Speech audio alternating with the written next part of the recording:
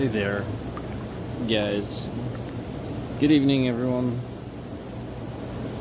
We got some discussions and some topics. Blah blah blah blah blah blah blah blah blah blah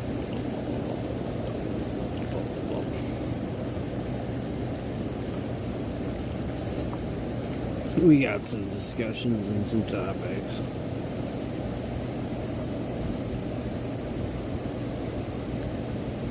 Blah blah blah blah blah blah blah blah.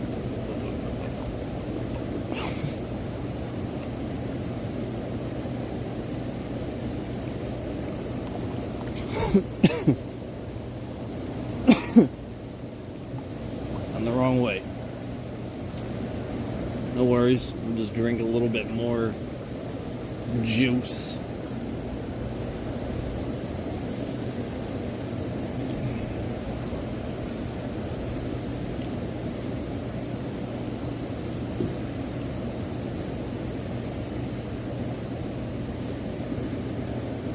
Yeah.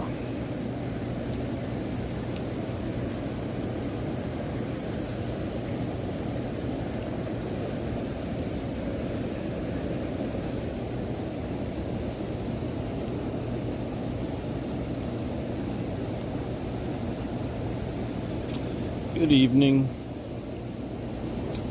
I see that we have a chat. Hello. We have chat. Hello.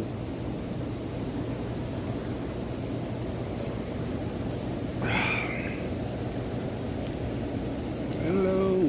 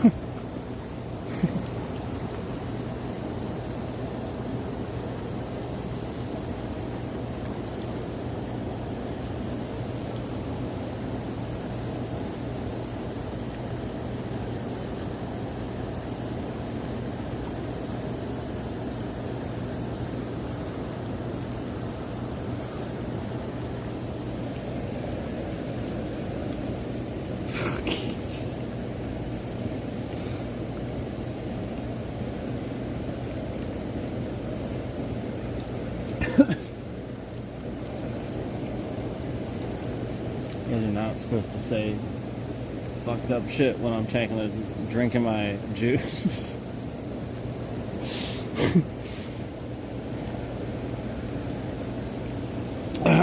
Okay.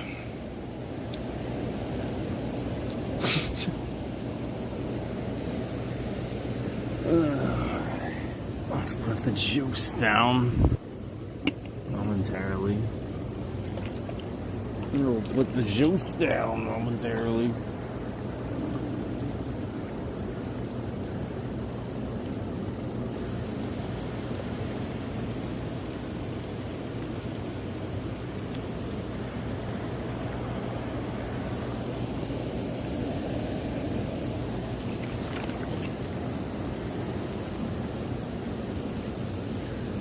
Alright, let's see here.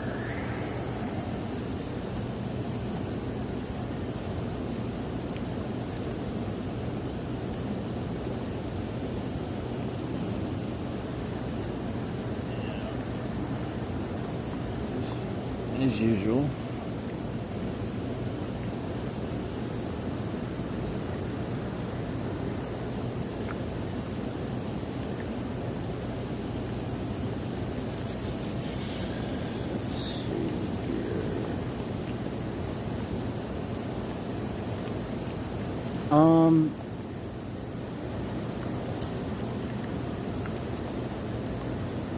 Does freedom of the press apply to any U.S. citizen?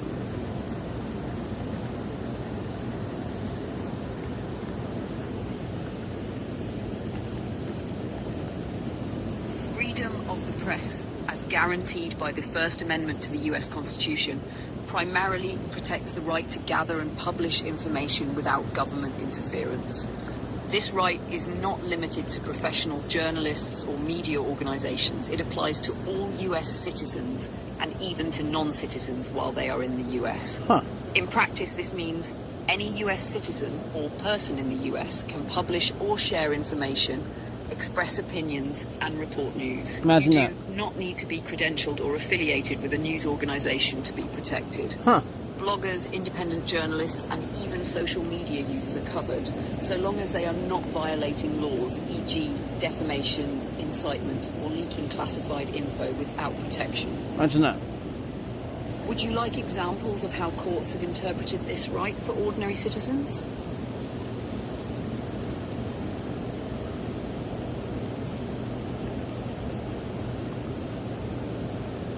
You can pretty much say whatever the fuck you want. That's kind of the point. As long as it's not a threat to anybody. You just can't threaten people. Like, yeah, like that's the point. Like, it's just random nonsense and people can just ignore it. Unless it feels like a threat, then obviously, and like harassment and stuff, it's defamation. So let's ask the same question again. Oh, hold on. Went off here. Let's ask the same question again.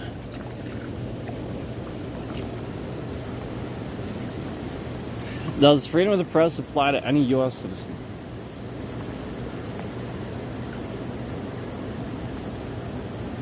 Yes, freedom of the press applies to any US citizen and even to non-citizens within the United States. The First Amendment protects the right to publish and distribute information without government interference, and this right is limited to professional journalists. In the US, the press refers to the act of publishing information, not just the institutional media. So anyone, citizen or not, can exercise freedom of the press, whether through a newspaper, blog, podcast, social media, or any other medium. Would you like a brief summary of court rulings that affirm this? Interesting, isn't it?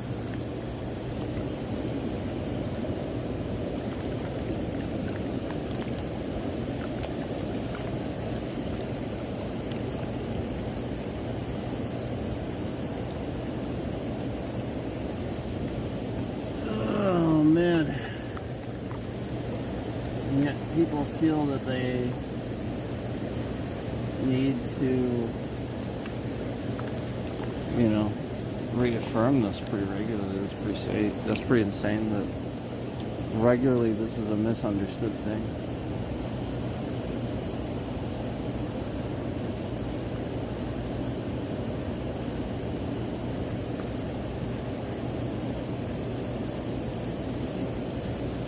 Definitely shouldn't hang out in live stream chat rooms on YouTube, that's for sure. Man, what is this?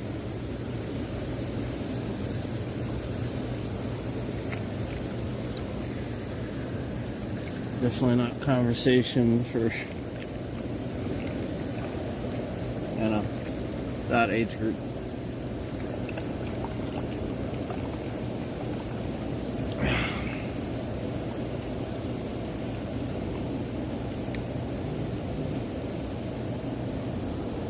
You don't have subs to do what?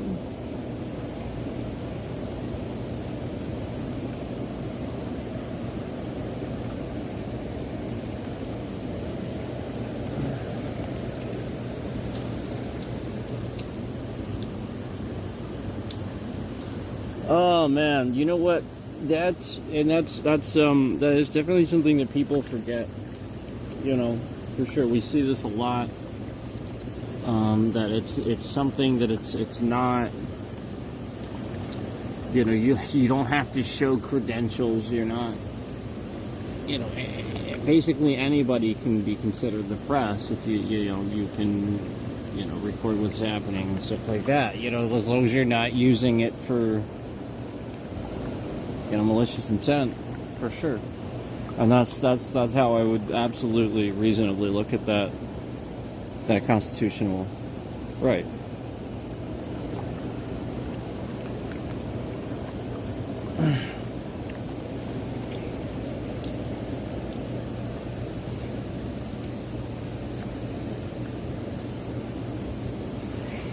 Oh man.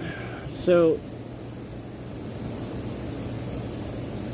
this whole craziness,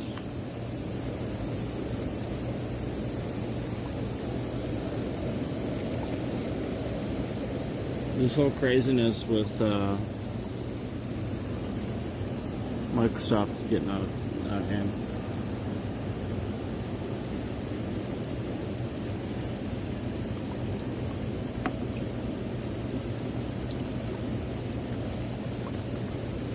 When are we gonna recognize something like really seriously crazy wrong is happening with Microsoft? Like, not even just on the Xbox side of things, but like when you rationalize everything that's happened, everything I've kind of laid out and explained, the backwards updating affecting everything. And then we talked about how, like it was related, like remember how I sort of kind of even talked about at the time. I was recognizing that the symptoms of what the reports had been describing was exactly what I had been seeing all along with the backwards updating and stuff like that. And they were Microsoft was sitting there endlessly blaming this third-party company and stuff like that. And it's like, when are you gonna recognize that Microsoft isn't accepting responsibility and is in denial of the fact that they have a serious problem? The coding is shit. Like, when are you gonna actually recognize that? I mean, like, I'm sure plenty of you do. I'm just saying, like, I'm just as a general statement. Oh shit, man! It's gonna rain again.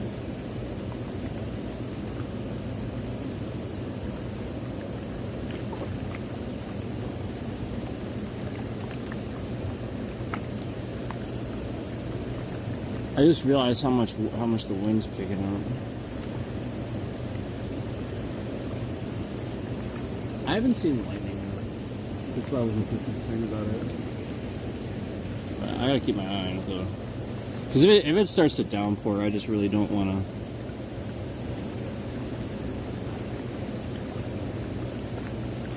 Bit of rain? Yeah, I don't care. Earlier, that was starting to be a bit too much though. It was really picking up pretty steadily though. I don't know, like, I just feel like it's gonna downpour.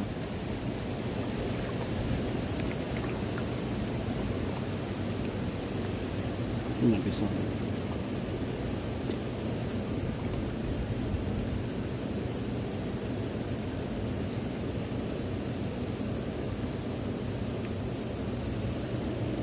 Anyway, put it all together. Obviously, a lot of you just sort of started following along and paying attention to things. But it's all for a purpose. It's all to just kind of. Here's what's happening, so you guys know as we document and things progress.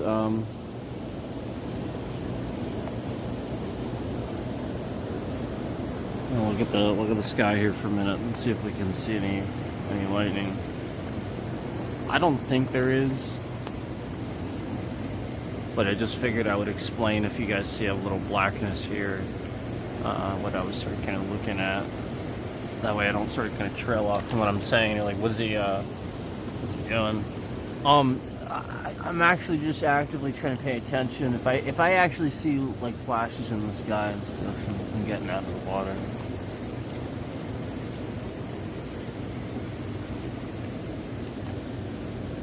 Yeah, you don't go in an outdoor water like a pool or a hot tub or something if there's a storm. If it's just raining, that's one thing. But yeah, like as soon as I see that flash, you better believe I am up over the side instantly.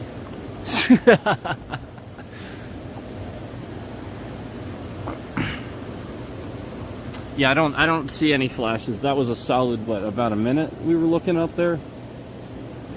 So, if it was in range, I think we would have at least seen something within a minute. I'll keep my eye out though. This is a lot of wind for there not to eventually be some lightning. If you understand cloud collisions and stuff, this is what creates storms. So when you have lots of wind, that's you know you know what I'm saying. Like that's your indicator, man. Like it's just bringing clouds with it. Stuff's ramming into each other. Friction, man. Friction in the clouds. Those are your storms. Cloud friction. Cloud friction. That's my new song. Do you like it?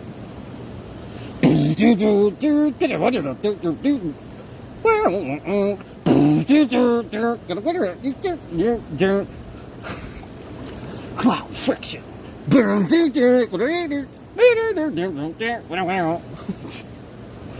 It's really you know, underground dubstep. I hope you like it.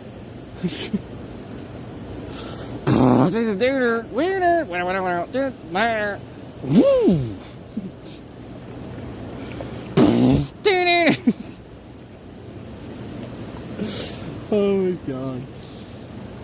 I'm gonna shut up now. Sit the fuck down. Shut up. Yeah, there's nothing wrong with that stuff. I'm just joking.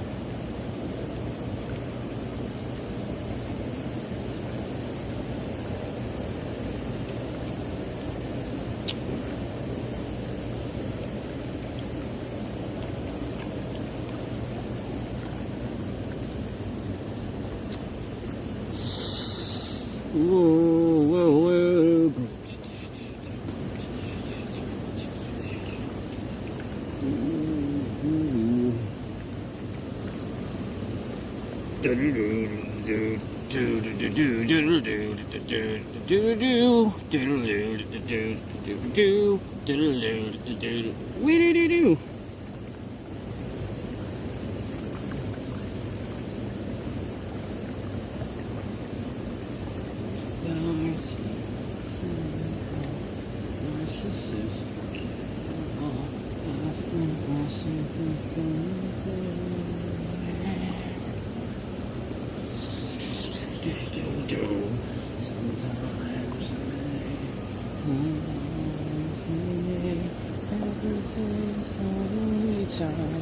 What do we do?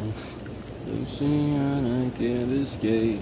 Everything that comes by, something taking its sweet time. Holding on, I'm lost in the cage, fighting right to the end of my days.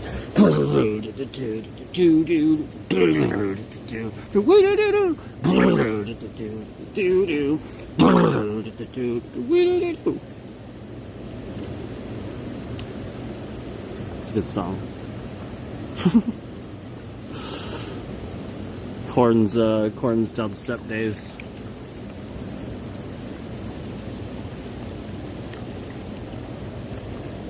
Yeah, it was on Path to Totality. Wasn't that first track, Narcissistic Cannibal? That's the name of the song was called.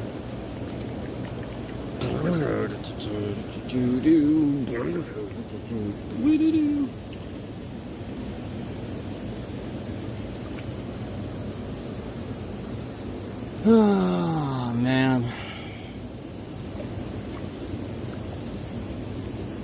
It's a good one. Good.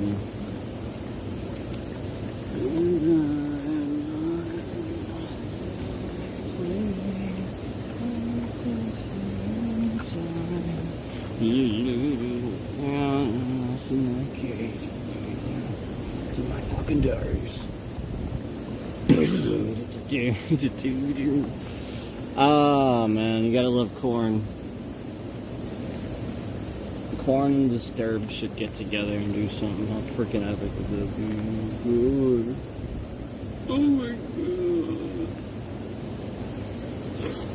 god. It'd be amazing. It would blend so perfectly. Oh. I'm just getting excited thinking about it. It's probably never gonna happen. You know, I can't get enough. I know I've mentioned this before, but you know, I'll keep mentioning it. I love the Reanimation One Step Closer that Linkin Park did. version of One Step Closer in animation they did with Jonathan Davis. Oh, just phenomenal, man. Just a phenomenal version of that song. And you know, like,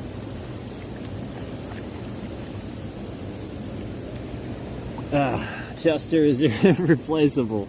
I mean, the new girl is great. She's phenomenal, but the Chester is irreplaceable, of course.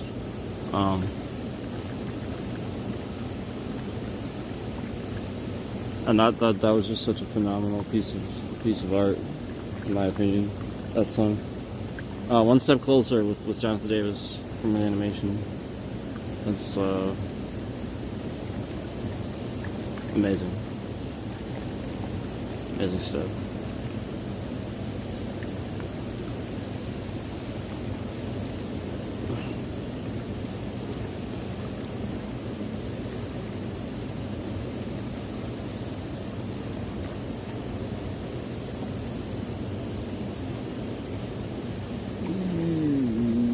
I'm just like thinking about the beginning, all the sounds, like spaceship sounds and shit.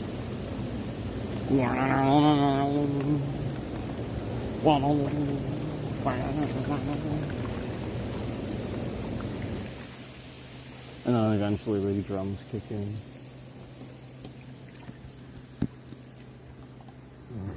And the guitar.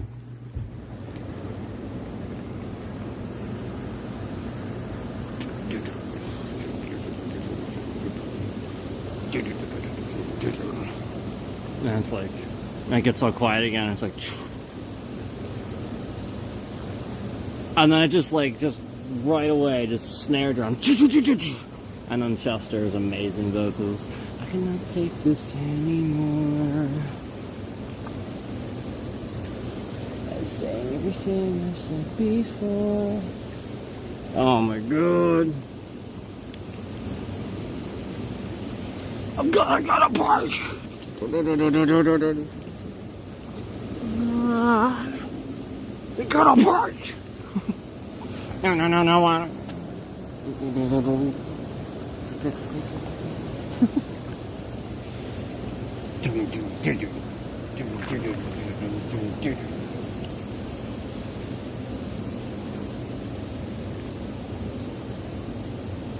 Oh, fuck.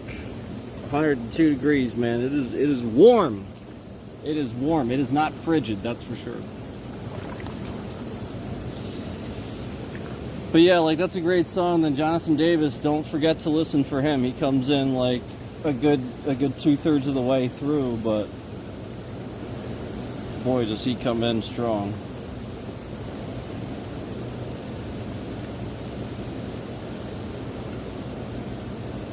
Such a good version of that song.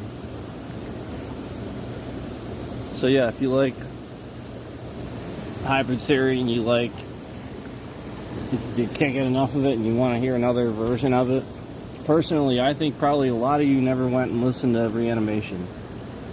Like, it's literally like that album that came out between them, and they repackaged the songs in the way that they sort of kind of saw the band, like the direction they saw the band going, and sort of kind of tried to make it more creative and work with some people and stuff like that. And for sure, we, like, a lot of us that are diehard fans, we loved it. But yeah, I would highly recommend just go listen to that album, and it'll be like listening to a whole new album, new experience from Linkin Park you've never heard before, where it's like, oh wow, this is a really progressive side to the band, where it's not as formatted as the originals and stuff like that. Like, it's more progressive in the sense that, yeah, you definitely feel those build-ups and stuff, and then it goes back to, like, calm again, and yeah, flat out, man, it's progressive for sure, and really good at it. And One Step Closer for sure. If you're even in doubt, just that one, and also the really cool animated CGI video they did at the time for Points of Authority. That was that version of that song from from that album, and it was so cool. I loved that version of that song. I loved the video they did. I thought it was so cool. The video reminded me of like StarCraft or some shit. It was like some like StarCraft looking war, and like at the time that was so awesome. And so, you know, like just to freaking, that was from that album. That was the Reanimation version. It wasn't, because the original version, they did clips of like live recordings and stuff, and it was a little bit different. The beginning was,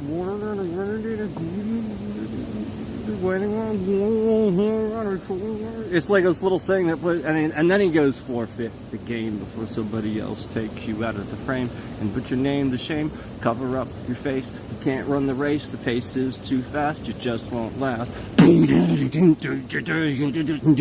It's just different. The one in points, the one that's like points of authority spelled differently.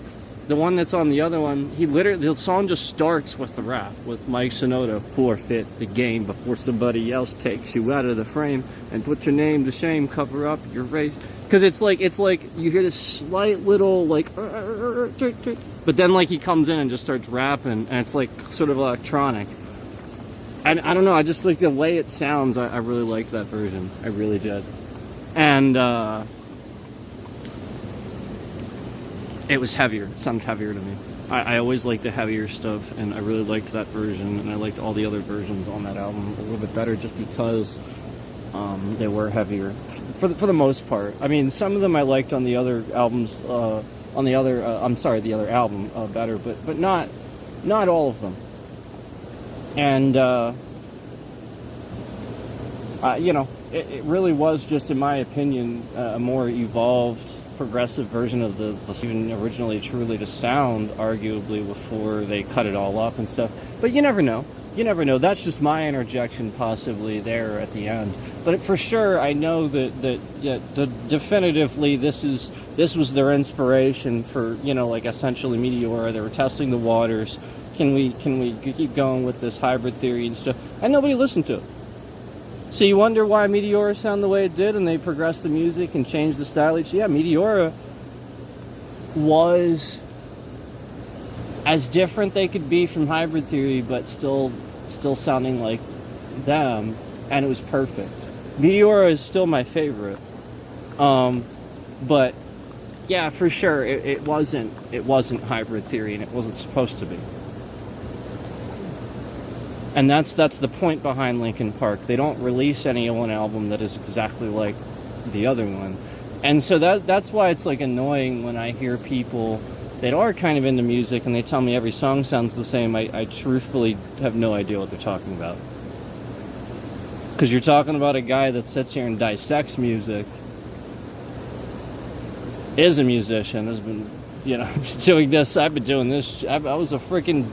I mean, like, I was in a band nerd in high school, but yeah, I was before that. I played a lot of instruments.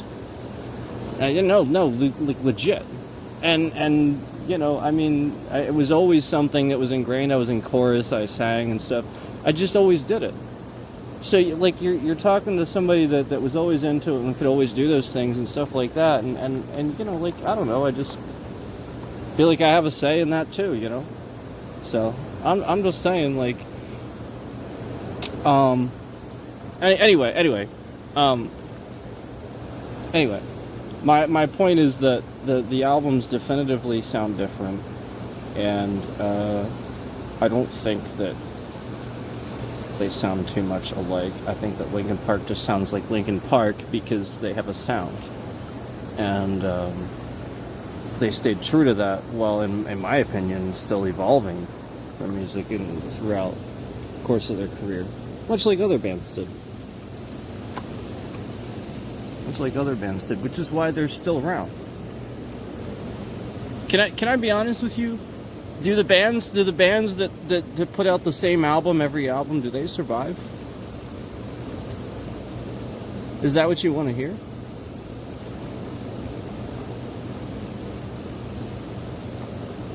No. Nope. So why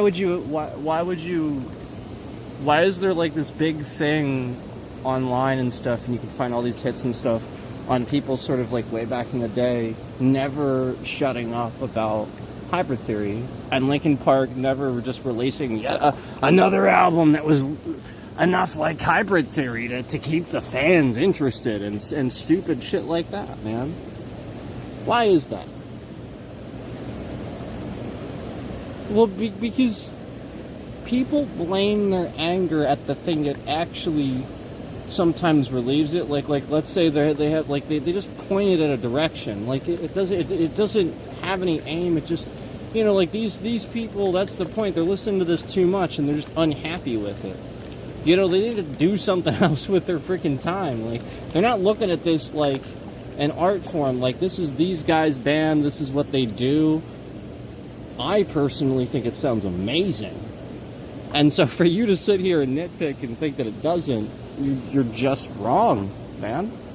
You can have an opinion that you don't like it, but to sit here and crap on it and say, and like just be negative and stuff, that is wrong. That is wrong. There's a difference between, you know, you get what I'm saying. Like it's just that person's art form, and they're doing what they want to do. Like, okay, so you don't like it, move on. You know, I mean, but like the fucking point is, like, they're the ones that are the professionals. Like, I think that people are in denial. They just do like it. They just want to sound like critics, and they want to be clever or some shit like that. And it's just so annoying. It's so annoying that they do this with people and things that took time and effort to create, like real pieces of art. It's sad, man. So that's all I'm saying is, like, not even just with Linkin Park, I'm just saying in general. I mean, I've used this example with Black Label Society, my favorite band, with them all the time, where it's a crying shame that they are not more popular in the United States. Zakk Wylde, are you freaking kidding me? And Black Label Society isn't almost as popular as Ozzy Osbourne. Obviously, you're not going to be expecting it to be as popular as Ozzy. Obviously, but it's Zakk Wylde. Okay? Like the legendary fucking Zakk Wylde. Like, they should be the #1 band aside from, like, you know, like, I don't even know. Like, I'm saying, just like Ozzy or something like that. Like this is my point. So legendary and is so amazing at writing songs and continues writing just catalogs of music for you know, sorry, my light went out. For him, for, you know, Black Label Society, for Ozzy, you know, still does new songs with Ozzy. You know, like, it's absolutely ridiculous that they're not just fucking legendary in this country, and it's a crying shame. Zakk Wylde, doesn't he have a star on the walk? I think he does, and yet still, I know he put his hands in something. It's not I don't know if it's Hollywood. It's the one for music, right? Man, like, the point is, like, why are they not? And he has Zach Sabbath, the legendary Zach Sabbath, that so amazingly and expertly and phenomenally covers Black Sabbath songs like you've never heard before, because it's freaking Zakk Wylde.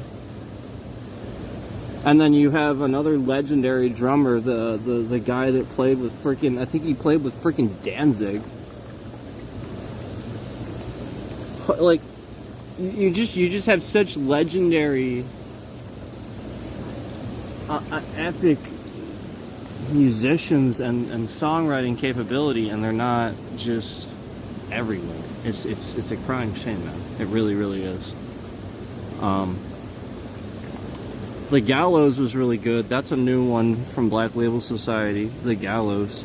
That's a new one that he just recently put out. If you want a new one. Really, really good. The Gallows.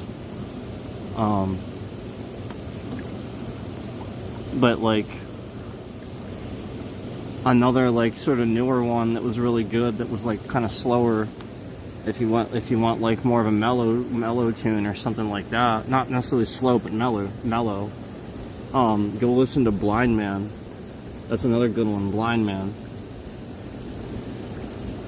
Type that into YouTube. Black Label Society. Blind Man, that's a good one too. Good song. He's just phenomenal at writing songs.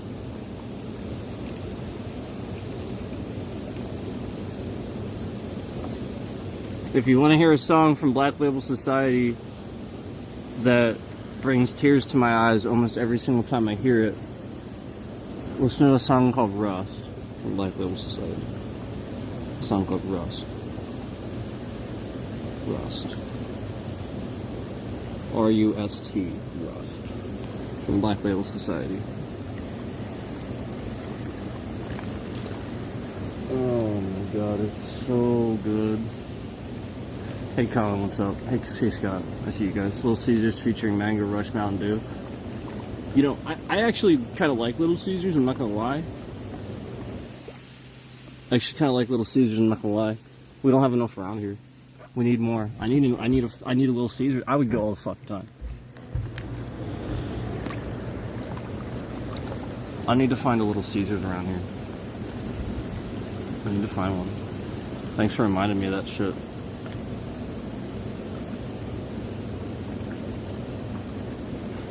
Little Caesars is freaking awesome, man. I like Pizza Hut too, but like I'd be like, I'm okay with Little Caesars.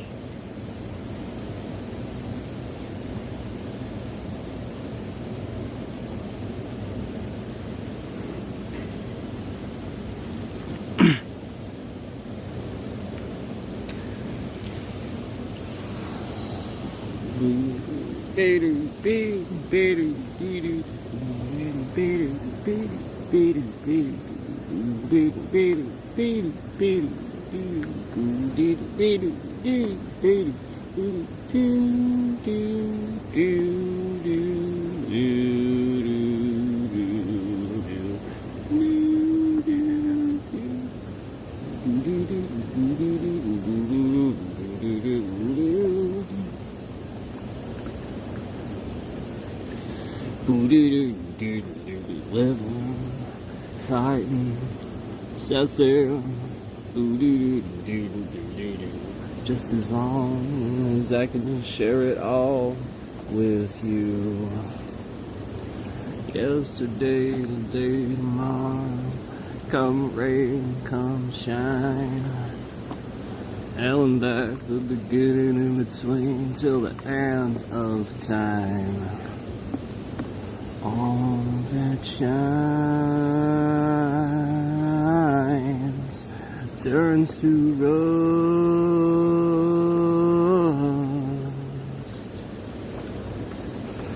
All that stands in time turns to dust.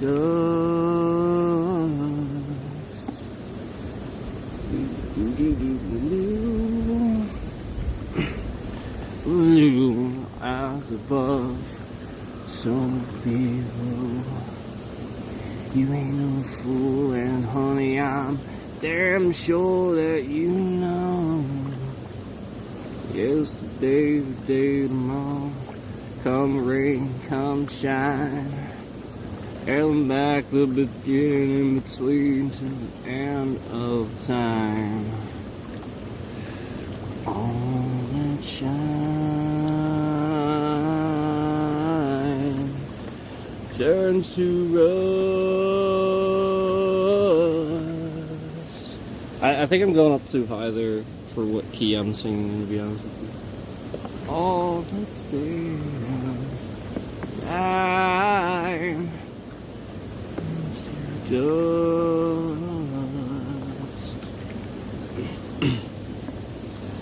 Oh, oh, oh, oh, oh,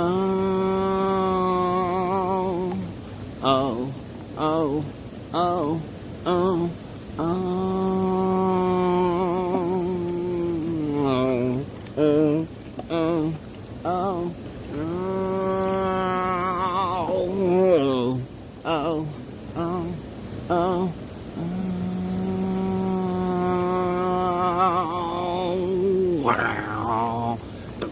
Woo! Woo! That's such an amazing solo, I won't ruin it. It's so amazing. All that shines turns to rust. All that stands time turns to dust. That's probably where I would sing it. I don't remember where he sings it though. He sometimes sings pretty low.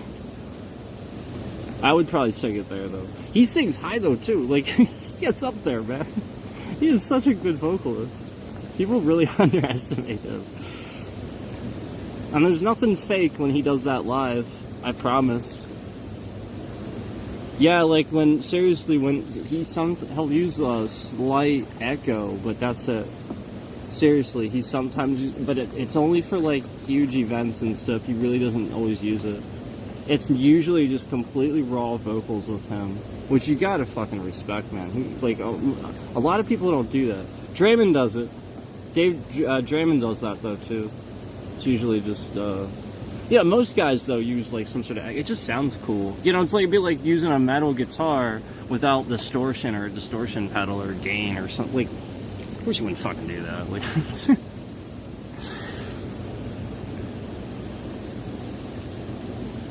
Motley Crue, I'm sweet on. Yeah. You know what song I like? Incredibly inappropriate though. Probably shouldn't sing it.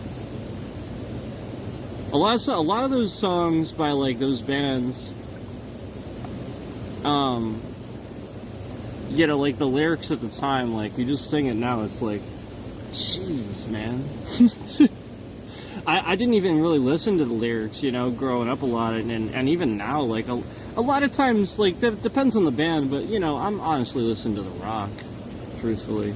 But yeah, with Motley Crue, they're one of those ones. I mean, Van Halen was too, but I freaking love Eddie. I love Van Halen. If I had a Motley Crue song, it's definitely Kickstart My Heart, though. I mean, like, how do you not? For some reason, I'm gonna be just like everyone else with Motley Crue. Kickstart My Heart's probably my favorite. It's just, yeah, it doesn't get much better than that. I mean, it's so upbeat and just, and then just the freaking drum just immediately,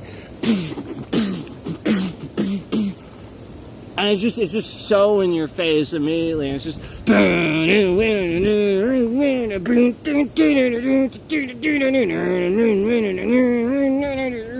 it's just so fucking good and in your face immediately. So yeah, like for me it's the heavy stuff. That's why like with Black Label Society, like I like all of it because it's so fucking heavy, but he's so good at like mellowing down too when he wants to, like halfway through the song for a breakdown or even as an intro, which is why War of Heaven's a great one. We have this eerie, badass freaking intro, just like do do do do do do do do do do and then just like freaking feedback fades in with the guitar.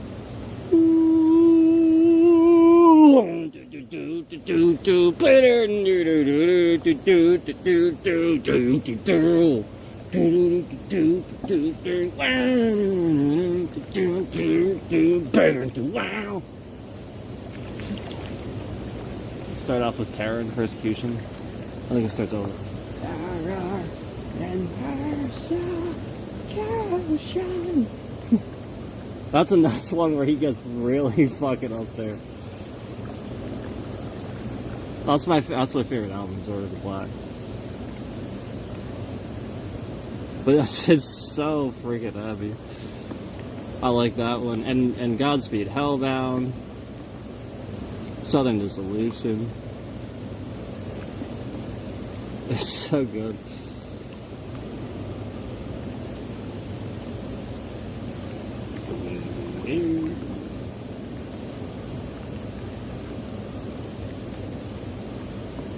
I think it actually starts with... I think that's the second verse. I think it starts with... Hold on, I have to go through it again.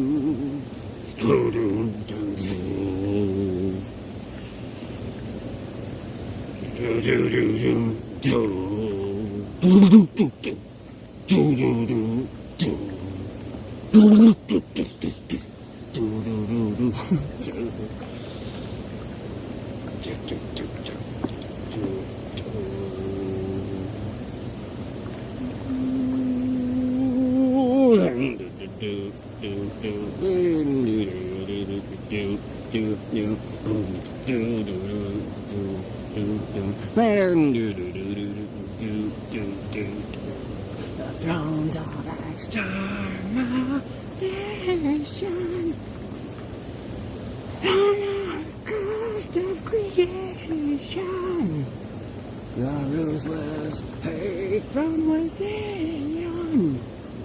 Illusions that free one from within. From sin, I'm sorry. From within, from sin, I'm sorry. From sin. Apocalyptic, psychosistic, woo woo. We live in sanity sphere. Oh yeah. Do. The war of heaven. Forever calling, dying on the wings of the fallen. One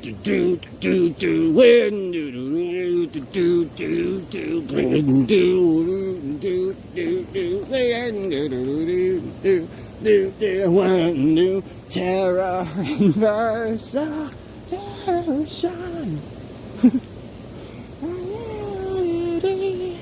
Solution, the falsehood of opposition, becoming a revelation. Wait, is that right? Becoming with God of religion. Yeah, right, yeah. With God of religion. Sorry. Apocalyptic, psychosistic, wheels of insanity span. Yeah, the war of heaven, forever calling, dying of the wings of the fallen. The war of heaven, forever calling, dying on the winds of the fallen.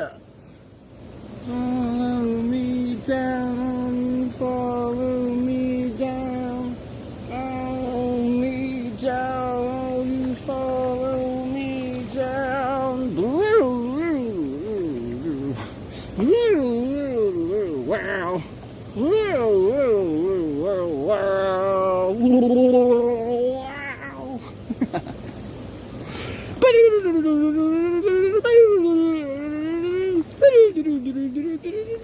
Something like that. I'm not gonna ruin his solos are fucking amazing. And then he does some bends at the end.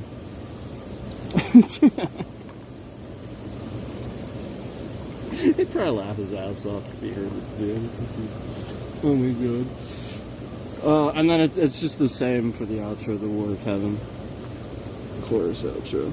It's good, and then it's the main riff again. But to leave the song out.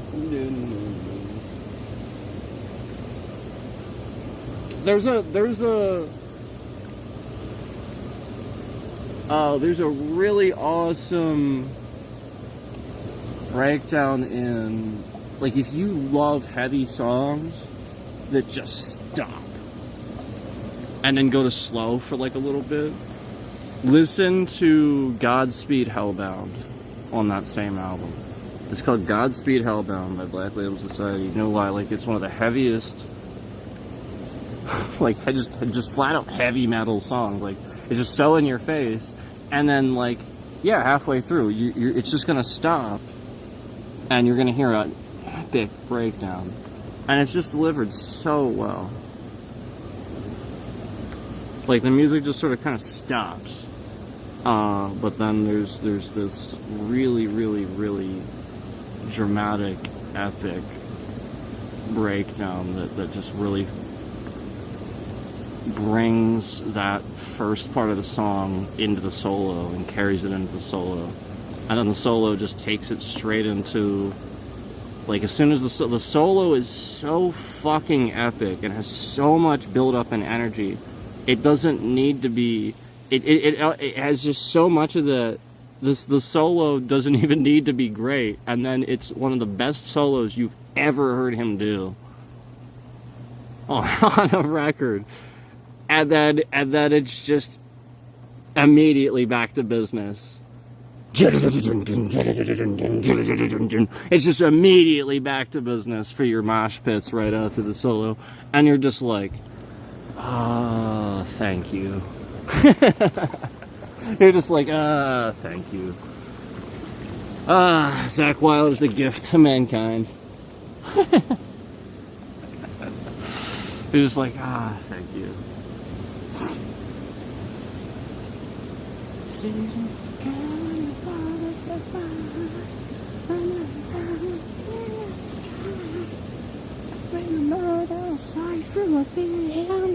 The vultures gather, devouring stay on. As the world burns beneath the ground. As the world burns, complete hellbound. That riff is just so good. At least it does not shy away from being chunky and extra heavy. It just is.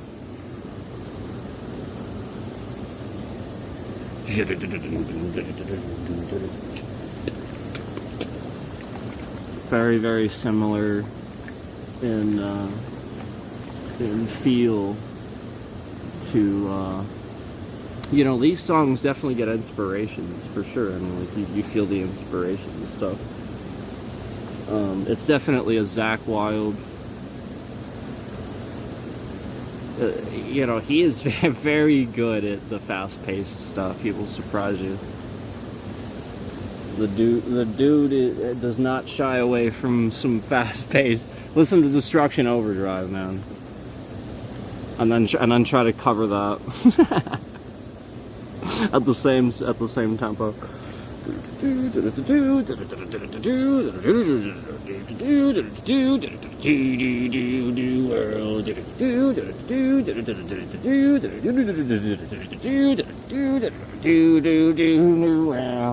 It's such a weird. He really doesn't understand how good he is at guitar. He really doesn't. I'll bet everyone around him, like, as soon as they meet him, like, it's the sort of thing where I'll bet, like, there's an introduction and people sort of kind of really do prepare to play with him, but really, really still aren't prepared for when they finally do. Like, I'll bet he's just such an unstoppable beast at guitar that like, you know, like some people are just, like, really struggling sometimes, and then, like, he has to keep going and let the person stop, or you know, like, I feel like I may have seen this a few times, like, sort of, you know, like some signals here and there throughout the years, you know, of people kind of like, just stop a minute, just stop, you know, like just, you know, like when they're, like, soloing and going for, like, you know, 15, 20 minutes, you know, like already, like, 3/4 of the way through a concert, and Zakk's just continuing to jam away. Meanwhile, the band behind him is still going. He can just effortlessly do this like it's nothing in solo for hours, and he's just fucking going, you know, like freaking flipping out, doing all kinds of technical shit, having fun doing it. He's just loving his job. Meanwhile, finally gets ready to look for like some type of signal. It's like everybody's like sort of like in like shutdown mode, where they're like, okay, finally looked at us. Okay, finally, let's go ahead and stop for a second. Let's. And then you love Zach, because Zach will just let him and be like, oh geez, you know, and then you just see the communication where he kind of like laughs, he smiles, chuckles it off, they all stop, and he keeps going. He sort of kind of like solos, accepts it, gets, you know, stands out front. You see the guys sort of kind of like, you know, maybe they take a drink, you know, sort of stop for a minute, and he sort of kind of slowly plays a little bit. You know, just signals a band would normally do when they're you know, any musician probably that plays live that would be hearing this would understand kind of what I'm saying. You know, like you just have these signals and stuff sometimes. You know, you know whoever your you know your the guy is with the most experience for sure. He's definitely the guy that you know, he's going to take over. A lot of times that's the drummer, but you know, in a band like that where you have the, you know, that type of a legendary, you know, guy. I mean, it's his band, it's Zach, you know. I mean, obviously Zach is going to be the guy that, you know, he steps it up, and he always has. It's funny, because he always even did this back with Ozzy, too. I remember even back watching way back in the day, he just kept going. You know, Ozzy would take a break, they would all take a break, Zach would just keep soloing, he would do his solo, and they would come right out and go right into the next song. He wouldn't actually even stop. He'd literally hold the note, bend the note, and sit there and just or something kind of like that. The dude just did a freaking ridiculous solo. He just goes right into the next song. And you understand how technical Ozzy songs are sometimes with like playing Randy stuff. Are you kidding me? Are you kidding me? Randy and Jake stuff? Are you kidding me? That stuff's technical too. Yeah, it's freaking crazy. But I mean, like, the point is like, you know, just go watch some of that stuff. Even live at Budokan back with Ozzy, like, that concert was freaking amazing. That was in Japan, and that was Mike Borden from Faith No More, the drummer from Faith No More. That was Rob Trujillo, who's now in Metallica, which, by the way, he was also in Black Label Society for a bit. He was a bassist in Black Label Society for a bit. He was there for that concert. That was that album that and then Zach too, that was that album they all did, Down to Earth was the name of the album. You know, Gets Me Through, Dreamer, all that stuff was on there. If you remember that album. Loved that album. Great album. Loved it. You know, Facing Hell is another song, No Easy Way Out. Seriously, I like a lot of songs on that album, and you know, like just a great concert live at Budokan. Such a great production. I think Ozzy really sang his ass off, really sang his heart out. Put his heart into it, and so did Zach, so did everybody. And Mike Borden, the legendary Mike Borden from Faith No More, the drummer from Faith No More, was there for that album, for that concert. So you get to see Zach Wilde, Ozzy, Robert Trujillo, who's now in Metallica, bassist for Metallica, and Zach Wilde, all in the same place, live at Budokan, and the whole concert. And again, this is another concert. Zach does a solo. He does the Star Spangled Banner, the national anthem, and you can kind of tell that, like, even in Japan, they sort of kind of recognized it and respected it as part of like his solo and stuff. And I appreciated that. That was cool, like, for him to kind of do that there. You know, at the time, it wouldn't have been like such a bold statement or anything like that. It would have been respected and stuff. It was back in 2002. It was back in 2002, 2001, 2002, something like that. And you know, like, it was just it was really cool and such a great concert. You had Crazy Train on there. You had some really classic hits on there. You had I Don't Know. I think he started out with I Don't Know, actually. Such a classic song. That was Ozzy's first hit, I'm pretty sure. From Blizzard of Oz, right? Wasn't that his first hit? I Don't Know. I'm pretty sure it was.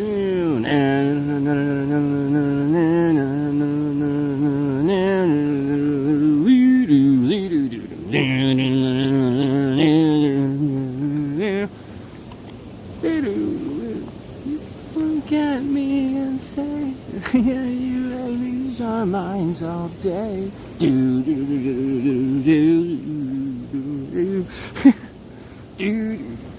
What's the future of mankind?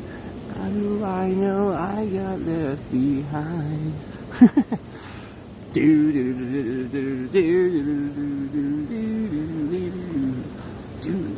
Everyone's go to change.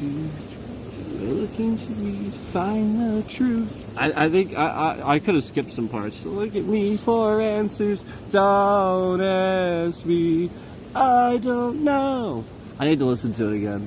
I've been listening to some of the I've been listening to some of the Zach stuff, but yeah. Anyway, such a good concert. Yeah, I mean he did my tears on the concert. They did a freaking absolutely amazing rendition of Crazy Train. One of the only times you'll see Zach do a live performance of Crazy Train where like you actually see him play and there's like huge amounts of cutaways and stuff, because like the Live and Loud concert they did early in the 90s, that was the No More Tours tour, that was his original farewell tour that obviously didn't happen. It was pre-Osmosis, that was like No More Tears, No More Tours tour. Obviously that didn't happen, but there's so much cutaway. It was really like annoying. Like I loved the audio, but there's just too much cutting away, and I really wanted to see what was happening, and I really wanted to be able to see the musicians and Ozzy and just like it was annoying. Like yeah, sometimes they would do ones where it was like live like changes and stuff. I think they did where it was like mostly live, where Zach was on piano, and had the pre-beard era. Yeah, he didn't have a beard. He was so young. But yeah, like you know, you can see all that, but again, like lots of cutaways, and I love being able to see him play. He's just amazing. Watching him play is just something else. So you know, it's a real treat to just watch that in real time instead of, you know, like out of sync audio from video and stuff like that. And the production quality is just out of this world in my opinion. And the Live at Budokan concert, it's phenomenal, especially for the time. Just phenomenal. So yeah, like I loved that.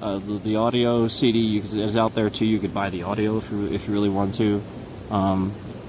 But man, just really good start to finish. And I even listened to the audio CD. A friend bought it for me a long time ago, because they know that I like Ozzy and stuff. And yeah, so like it was just one of those ones a friend had gotten me for some, you know, like a gift or something, and so yeah, like I listened. I've always listened to that one a lot too in the car and stuff, and just a really good start to finish live CD that you really can listen to or watch. Honestly, watching is obviously better because. Oh, and you. So there's a moment in the concert too where you genuinely see how Zach is absolutely professional and truthfully can't make a mistake. Like literally the man doesn't know how to make a mistake. And it's so funny because I really didn't appreciate how good he was at splitting his attention and how easy it was for what he's doing, for him to do it, just because of how good he is, until I saw this moment, and then I had a huge... I just had a much greater appreciation for how practiced he was at what he did, and really paid attention to him as a player and stuff. And it was so natural. It was so natural. What happened was it was a funny moment where Ozzy... Somebody like a woman threw her like hat on stage. And Ozzy, being the funny guy that he is, he picks the hat up and he puts it on. But you know, it's a woman's hat, but it's Ozzy. He doesn't give an F. You know, he doesn't give a shit. Ozzy just puts the hat on because he's Ozzy, and you know, he's laughing about it. He's jumping up and down and stuff, and so he's having a good time. The audience is laughing. Zach's just playing, having a good time, you know. Doing his thing. Ozzy turns to Zach, no lie, and literally walks over with the woman's hat on, and like he's like jumping up and down, and he refuses to walk away until Zach looks at him. Like he wants that reaction. and in the middle of a freaking song they're doing this, and Zach, no lie, does a double take in the middle of a song and doesn't miss a single fucking note. And I rewound it. I looked. I really even tried. I was like, how? Wait, really? He didn't even stop for a second? Wait, really? He did a legitimate double take, and it was the funniest thing you've ever seen, because Zach did a double take to look at Ozzy. Because he looked at Ozzy and then looked back at his guitar, and then really quick looked at Ozzy again, because all of a sudden Ozzy was standing there with a woman's hat on, jumping up and down. And he just kept looking at him, laughing his ass off. He immediately started laughing his ass off. He just kept staring at him, laughing, and kept playing. And mind you, there isn't a single other lead guitarist. Zach is the only one carrying that entire thing on lead guitars. And holy shit, did he not even fucking miss a beat? I was like, are you kidding me? Most people that do a double take, even professionals, they gotta mute for half a second and restrum. It's a half second, it's like you'll see the hand quick mute the strings, and then they'll resume. Because there's just no other way to because you just get behind the rhythm. You have to catch up to where you lost your spot. Most people just can't immediately continue like it's completely second nature, like they sit around the house all day and watch sports and do other things and play guitar. Which is exactly what he does. Oh my god. And that's the point. Zach actually does just sit around all day and play guitar. He has a guitar in like every room. He's sitting there hanging out, playing guitar, just doing shit, having conversation, playing. Seriously, a lot of these guys, they'll put it down. Yeah, they'll practice for 6-8 hours a day maybe, but no, I think Zach really does get his like 10 to 12 hours in. I really think he does. I really think he does. It's insane, dude. It's absolutely insane. So you just have a greater appreciation for how much more practiced he is. And that's all. Like yeah, it's I mean, like yeah, like I love the way his style of playing is too, and how he sounds too, but it's definitely an appreciation for what just how disciplined of a person he is, and the fact that he, you know, can just time after time just keep creating this amazing music. This is my opinion. That's why I love it so much. Can't speak enough good things about Zakk Wylde and Black Label Society. I really can't.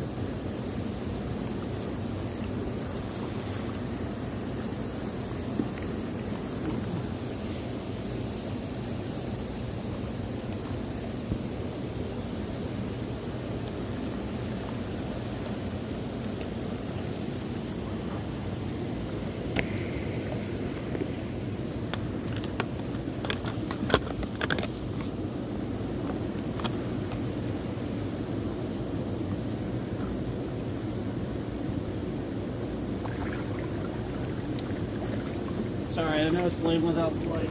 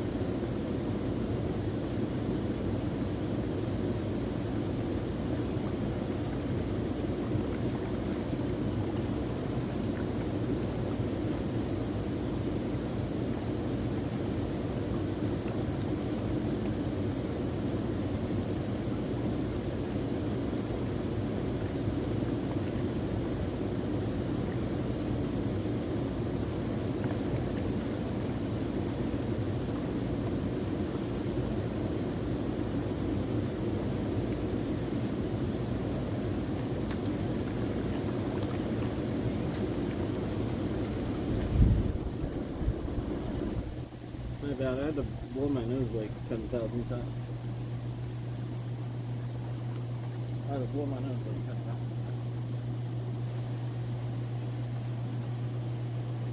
Not that many. It is something like that. What's that thing for?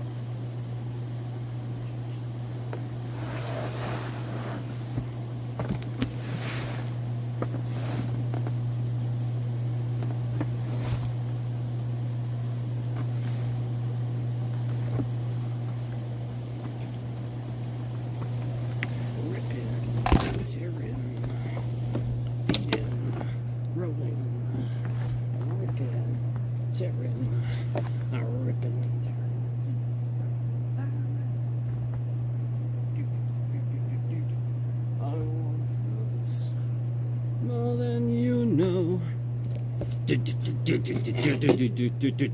I need this. Get back to me.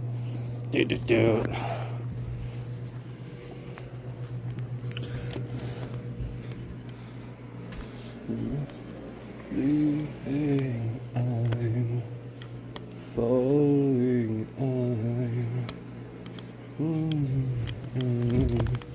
bleeding. What the fuck? Hold on. Hold on.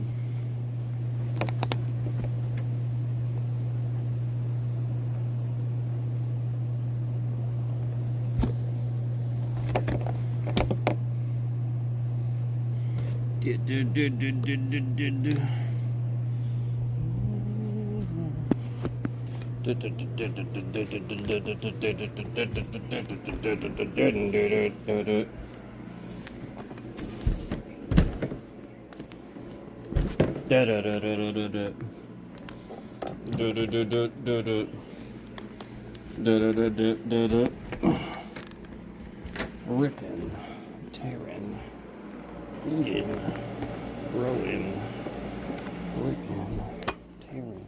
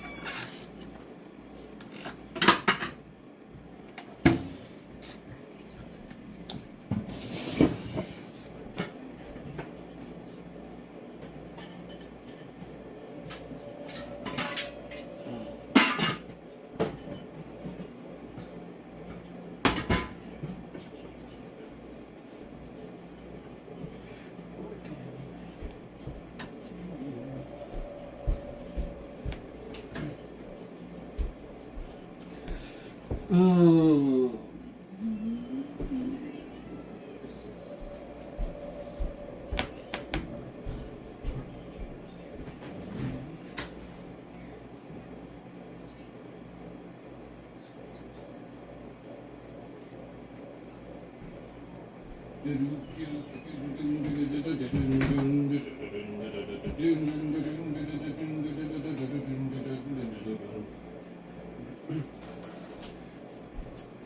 I can feel the animal inside.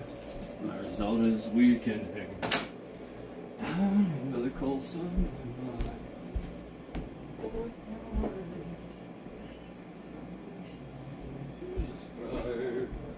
Never feel again. To survive. Is this coming to life?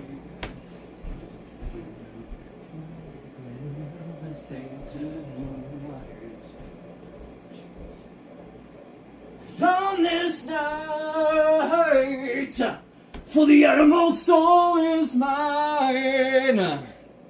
We will make it bleeding right before your eyes, and I have no control this time. And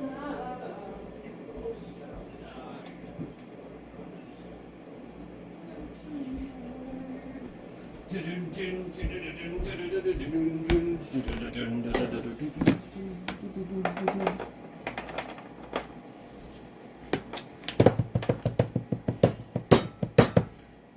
Give me the calling again. Parameters failing me. Changes are about to begin. It's spoiling me.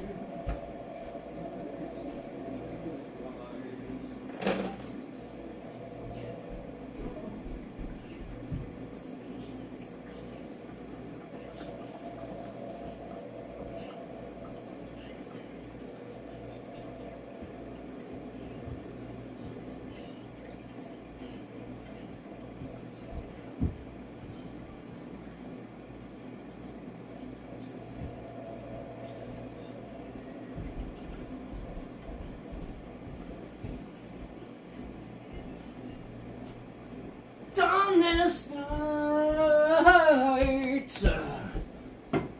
darkness night, for the animal soul is mine.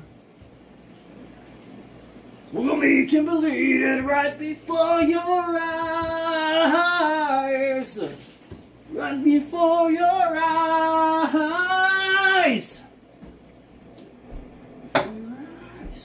I have no control this time, and now we both shall die.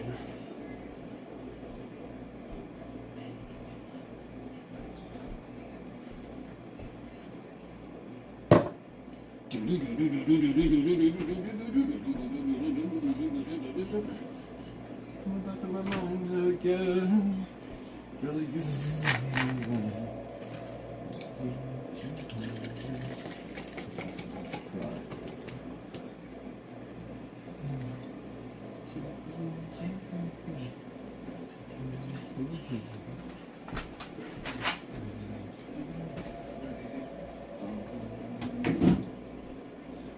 And 1,000 voices shouting after my demise. Now if I am to survive, the infection must die.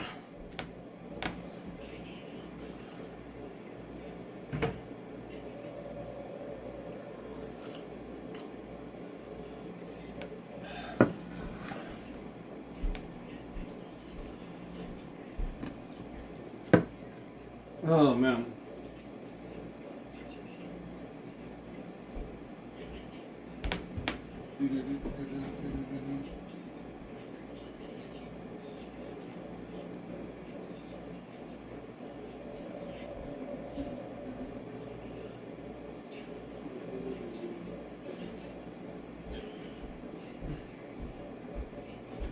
On the back of my mind.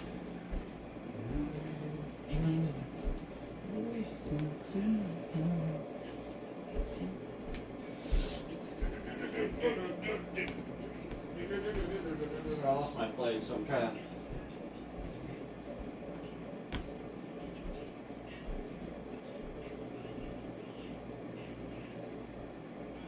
I'm so afraid of them. 1,000 voices should after my demise. Now, if I am to survive, the infection must die. Murder the beast that's been eating me alive. The infection must die.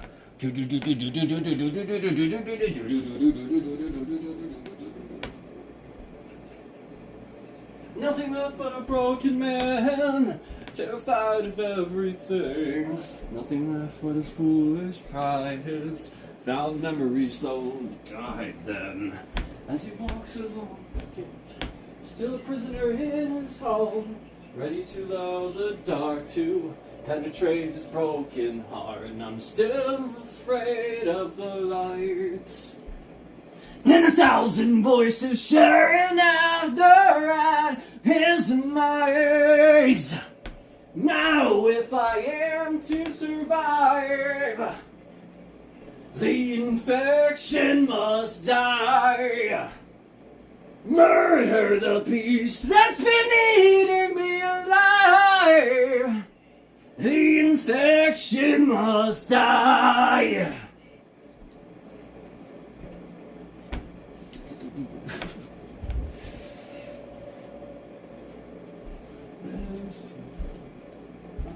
No, wait.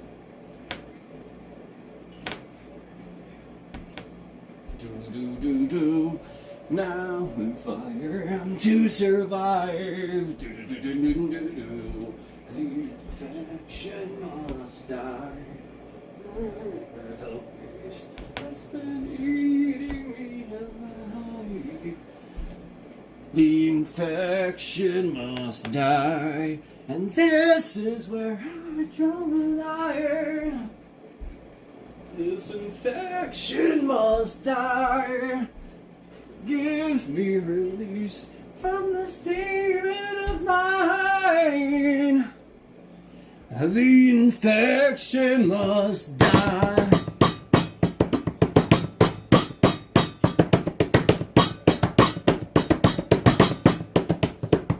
The infection must die.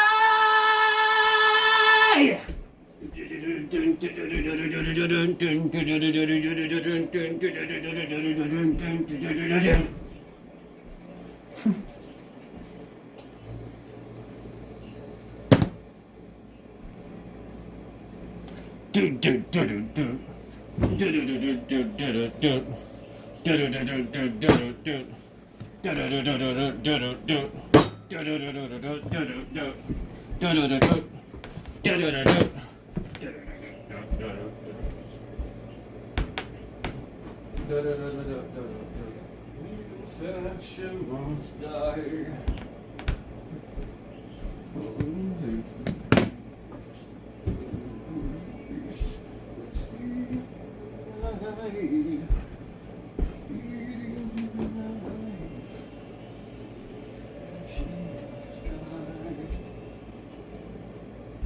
This is where I draw the line. The infection must die.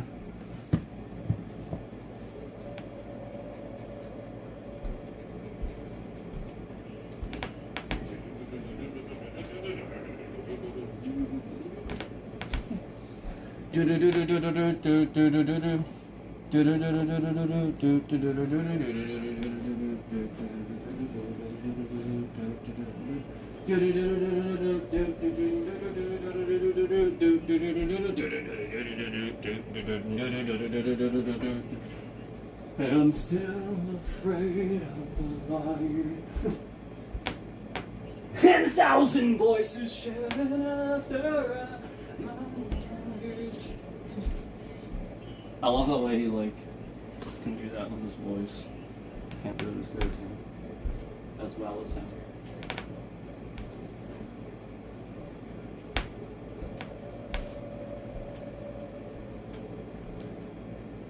It's like when he goes,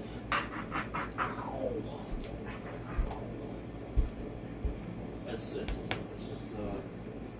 there's nothing like when he does it.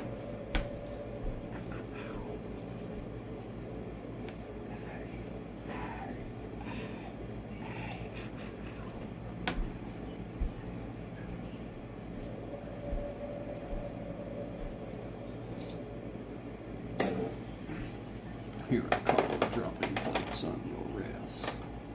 Here I come, I'm dropping plates on your ass.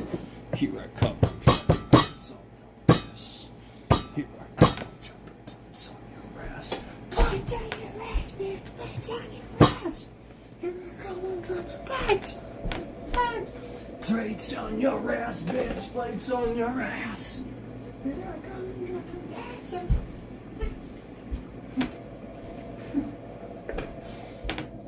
Use my music, my weapon, I'm dropping plates. Go, we're dropping plates. Oh, did I do an oops?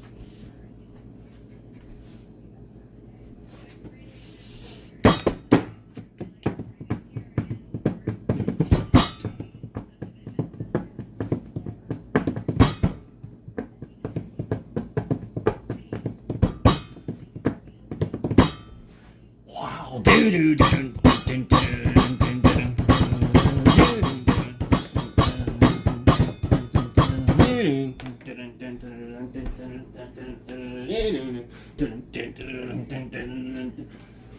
Wow. Get psycho.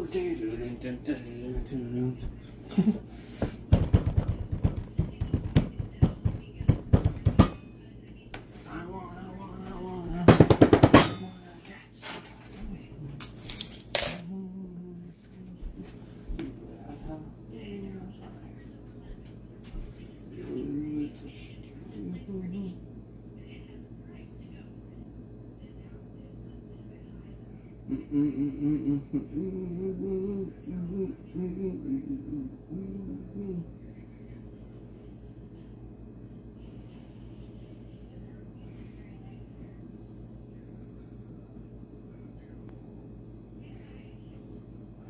Get psycho.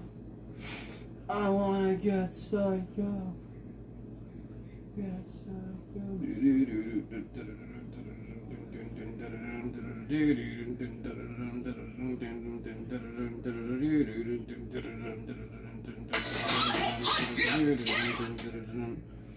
Why the fuck did that need to open up right now?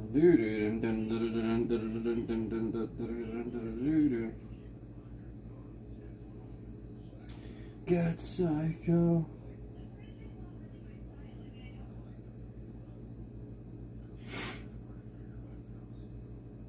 Trying to look something up and then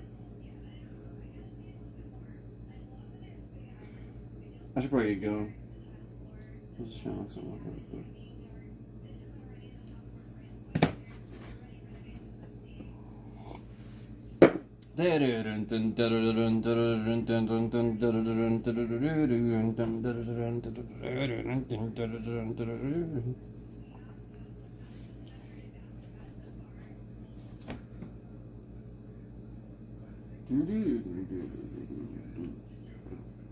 There's always that.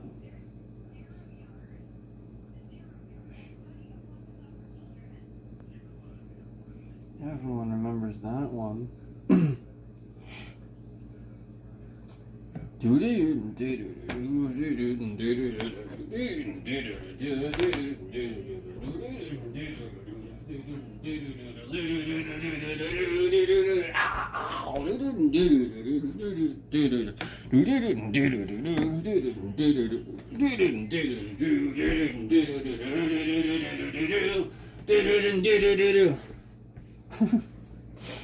I know, it's spot on, right? You walk on like a woman in suffering. Won't even bother now to tell me why. You come on, letting all of us savor the moment, leaving it broken another time. You come on like a blood-stained hurricane. Leave me alone, let me be this time. You carry on like a holy man pushing redemption. I don't want to mention the reason I know that I am stricken and can't let you go. When the heart is cold, there is no hope, and we know that I am crippled by all that you've done. Into the abyss will I run.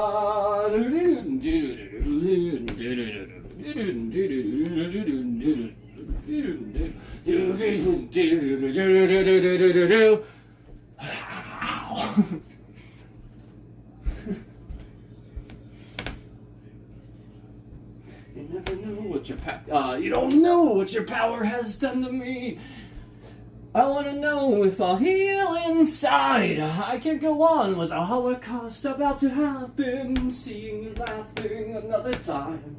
You'll never know how your face has haunted me. My very soul is to bleed this time. Another hole in my wall of inner defenses, leaving me breathless. The reason I know that I am stricken and can't let you go.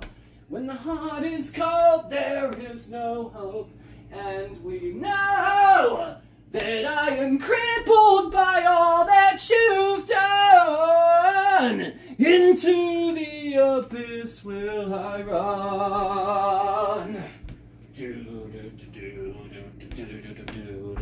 I know, I'm super extra. Into the abyss will I run.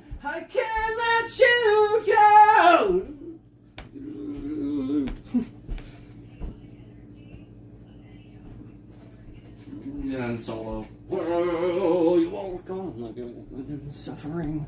Won't even bother now to tell me why. You come on like a little savor the moment, leaving me broken another time. Come on like a bloodstained hurricane. I'd probably sing it like that. Like if it was me singing it, I'm singing it extra, but like I'm not as good as he is in singing in his style.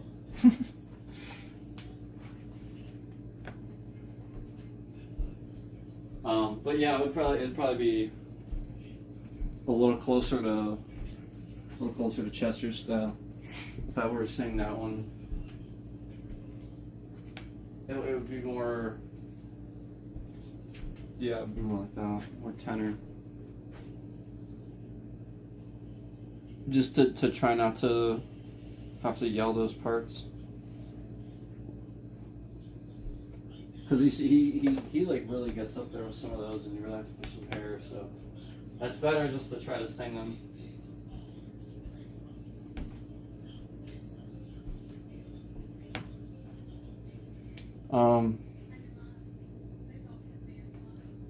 You walk on like a woman in suffering.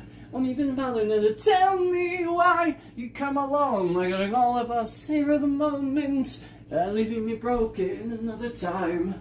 You come on like a bloodstained hurricane. Leave me alone, let me be this time. You carry on like a holy man pushing redemption. I don't want to mention the reason I know that I am stricken and can't let you go. When the heart is cold, there is no hope, and we know that I am crippled by all that you've done. Into the abyss will I run. Into the abyss will I run. I can't let you go.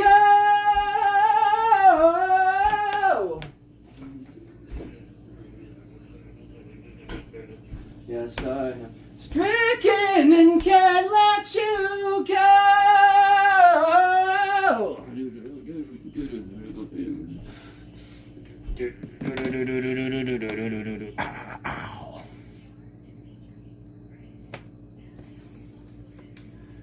You better be going to church. I bet you are from California.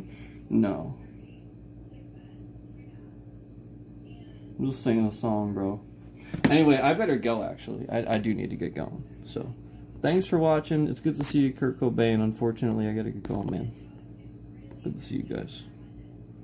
I'll just throw in a little Disturbed song in at the end.